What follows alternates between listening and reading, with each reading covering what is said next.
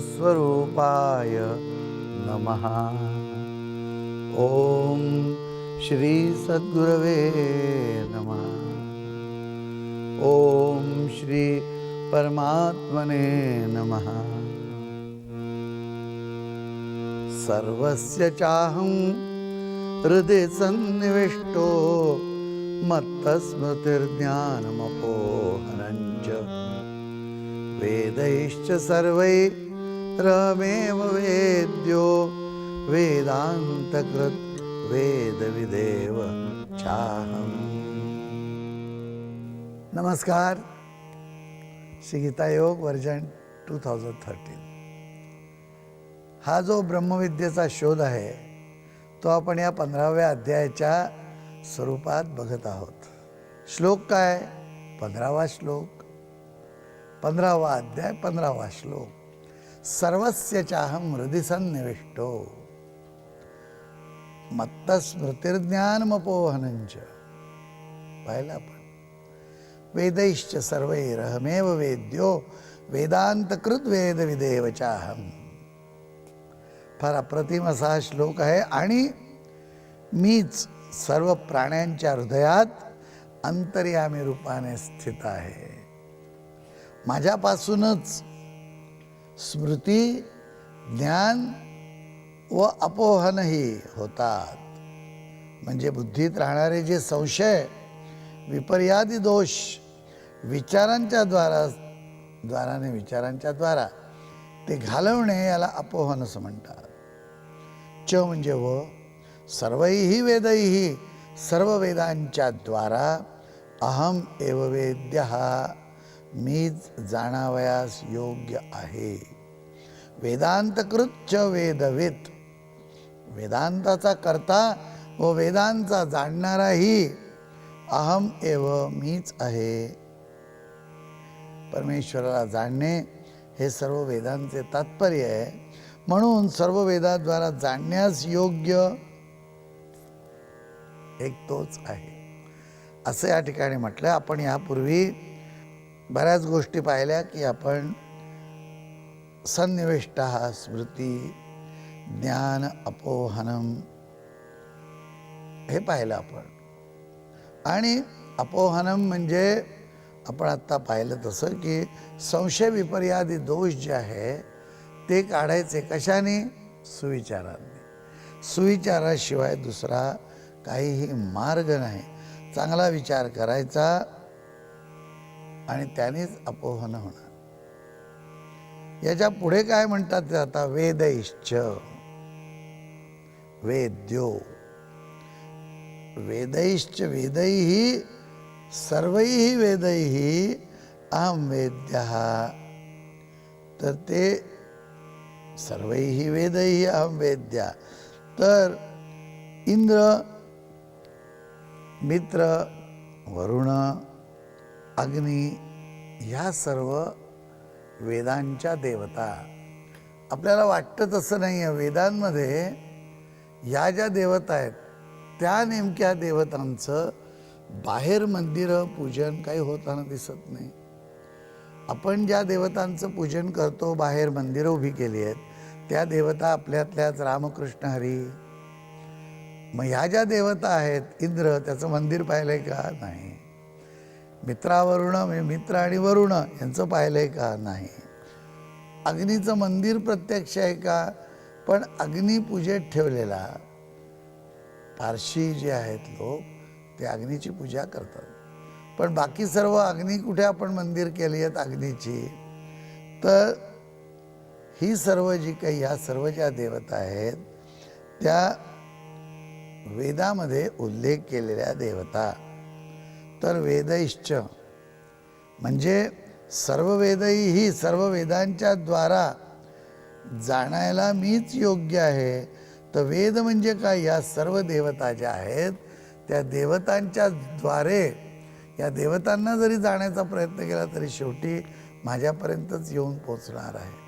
आणि खरं पाहताना या सर्व देवतांवरून आणि भारतीय परंपरेत आणि भारतीय ऋषीमुनींनी, शास्त्रज्ञांनी माणसाच्या त्रासाला उपचार म्हणून वेगवेगळ्या प्रकारचे होणारे शारीरिक, मानसिक, आध्यात्मिक रोग दूर करण्यासाठी म्हणून ज्या तऱ्हेची वेगवेगळी उपाययोजना केली, जी कर्मकांड केली, ज्या शांती म्हणून जी प्रकरणं सांगितली, यज्ञ यागादी सांगितले, कारण शेवटी दुःख निवारण व्हायलाच पाहिजे. प्रत्येकाला सुखशांती हवी आहे, समृद्धी हवी आहे. आणि ही सर्व जेव्हा करतात तेव्हा अगदी प्रथम पूजन गणपतीचं, अर्थात गणपतीचं मंदिर असतंच, पण ते झालं रे झालं की मग वरुण पूजन. कुठे आहेत वरुणाची मंदिरं? आणि मग 2 डावा उजवा कलश. नवग्रहांचं पूजन, नवग्रहांचं मंदिर असू शकतं, परंतु ज्या मर्यादेमध्ये उपासना इतर देवतांची आपण करतो किंवा रामाची भजनं म्हणतो, कृष्णाची भजनं म्हणतो, त्या मर्यादेत नवग्रहांची भजनं म्हटली जात नाहीत. खरं पाहताना बाधा निवारणार्थ तर नवग्रहच तुम्हाला तारणार आहेत, कारण शक्ती जी येते आणि त्यात जे अडथळे उत्पन्न होतात ते सूर्याकडून येणाऱ्या शक्तीत अडथळा उत्पन्न झाला की त्या शक्ती ज्या शरीरात काम करतात, म्हणजे शरीरात जे काम करतात त्याच्यामध्ये अडथळा उत्पन्न होऊन रोग उत्पन्न होतो. मग सूर्योपासना का नाही करत? त्यातल्या त्यात शारीरिक आरोग्यासाठी म्हणून म्हणा, परंतु व्यायामाचा एक प्रकार म्हणा, योगाचा एक प्रकार म्हणा, सूर्यनमस्कार असतात. पण ते सूर्यनमस्कार घातल्यानंतर कोणी एक सूर्यमंदिरही आहे भारतामध्ये. पण पुढे काय? शनीचं, नवग्रहाची आपण सर्व मिळून नवग्रहांचं एक मंदिर केलं आहे आणि शनीचं मंदिर असतं.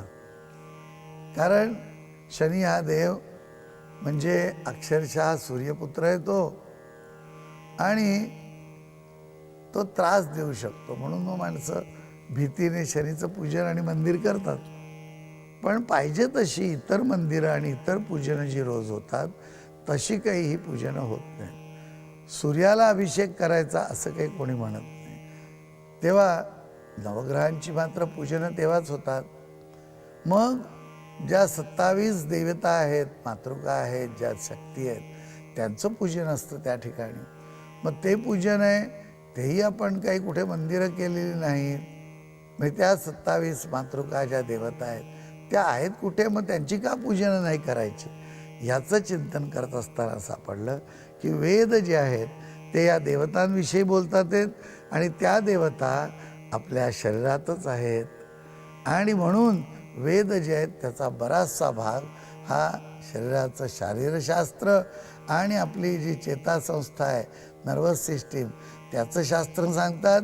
आणि त्यांची जी केंद्र आहेत त्यांना या देवतांचं स्वरूप देऊन त्यांचं पूजन आज सांगितलं की कुठल्या देवतेला काय आवडत नाही, काय करू नये, काय खाऊ नये, काय पिऊ नये, कशा तऱ्हेने तिला जागृत करायचं, कशा तऱ्हेने त्या देवतेची उपासना करायची, कुठला मंत्र त्या देवतेला सुखी करेल, सुखी म्हणजे पुष्ट करेल, शक्तिवान करेल, आणि त्या देवतेचं कार्य जे ते आपल्यापर्यंत पोचवेल.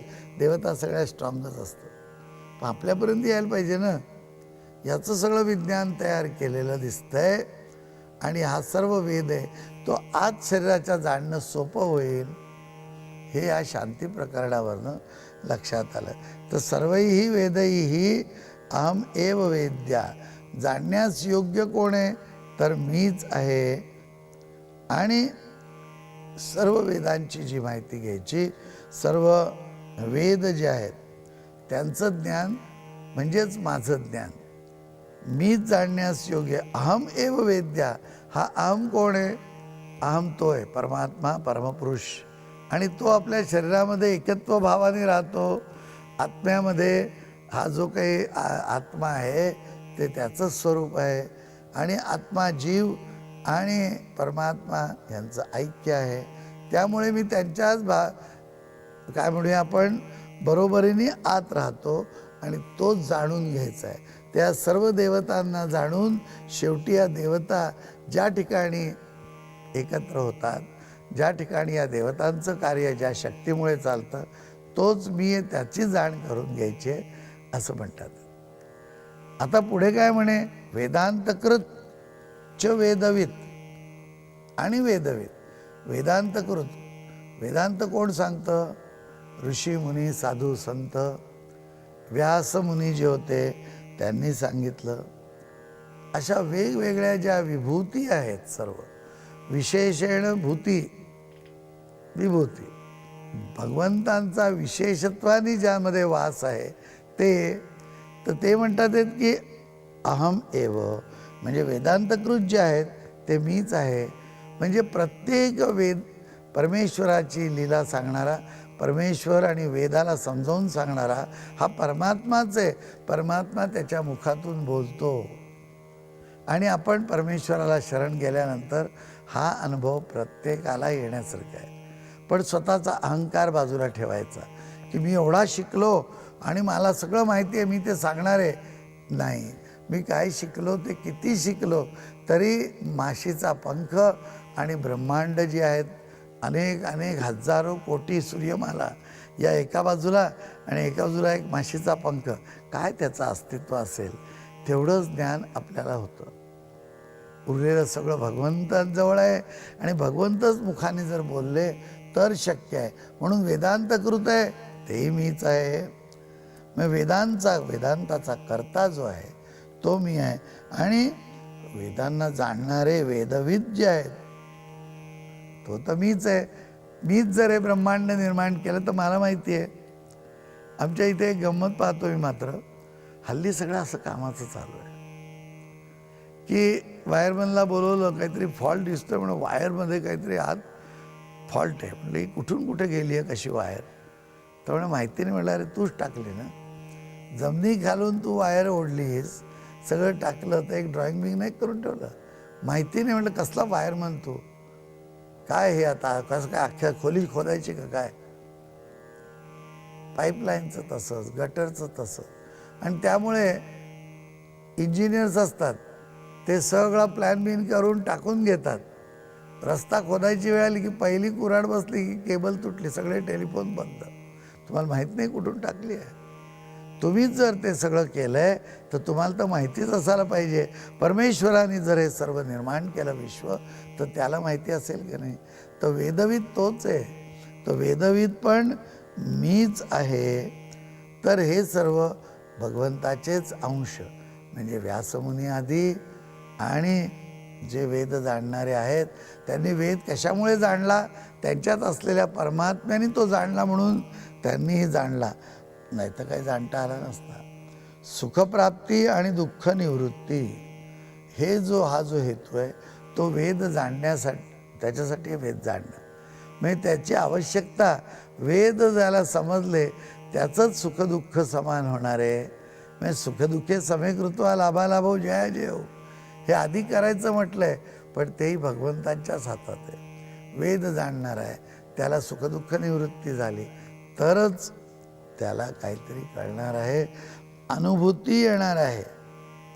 म्हणजे काय की आपण जे मुख्य प्रश्न विचारतो, वेद जाणणं म्हणजे काय, तर आपण नेहमी जे प्रश्न विचारतो की विश्व हे संपूर्ण आहे, त्याचं स्वरूप काय, नंतर ईश्वर आहे त्याचं स्वरूप काय, आणि जीवात्मा आहे जो आत्मधला तो काय आहे, त्याचं स्वरूप काय, हे कळलं पाहिजे ना. जीवन नाही तर सुखी कसं करणार. पुढच्या वेळेला पाहू.